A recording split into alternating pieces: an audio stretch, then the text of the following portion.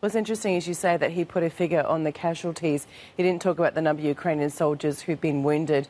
Obviously, no exact figures for the number of Ukrainian civilians who've also been killed or wounded in this conflict so far. And whether or not the numbers are entirely accurate in a war, it's sometimes a bit hard to be sure. What we do know is that Ukraine has suffered severely on the battlefield, as well as Russia, from Russia's invasion of Ukraine. And it's interesting he put a figure on it because at the moment they're debating heavily in Ukraine how can they encourage more people into the army? Is there a need to push these bills to try and mobilise more people into the army, more men into the army? That's quite contentious politically and growing ever more so in Ukraine with this war now in its third year. People are saying, hang on, I don't want to be forced into the military. I can see what's happening. And so they're struggling with manpower and they're struggling politically on it. So perhaps he's trying to send a message that we've suffered heavily, but we've got a long way to go because, of course, part of his speech also was quite defiant. Despite the war coming into its third year, he still says they feel like they want absolute victory. They can still get there.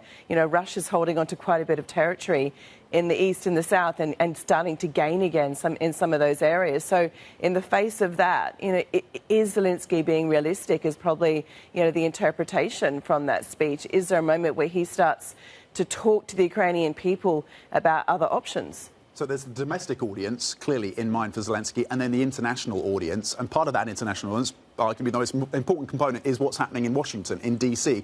Has there been any movement towards getting more aid to Ukraine? Where is that debate?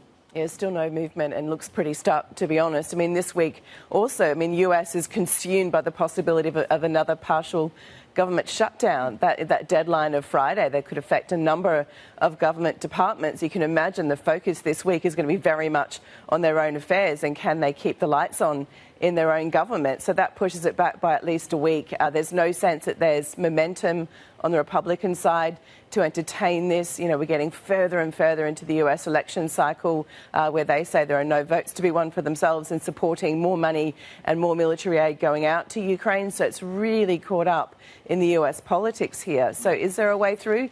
The White House keeps calling and calling and calling for some sort of way through with Congress, but it just seems that there's actually no desire whatsoever from many Republicans at least, and certainly those who are listening to Donald Trump, the likely candidate, to find a way through.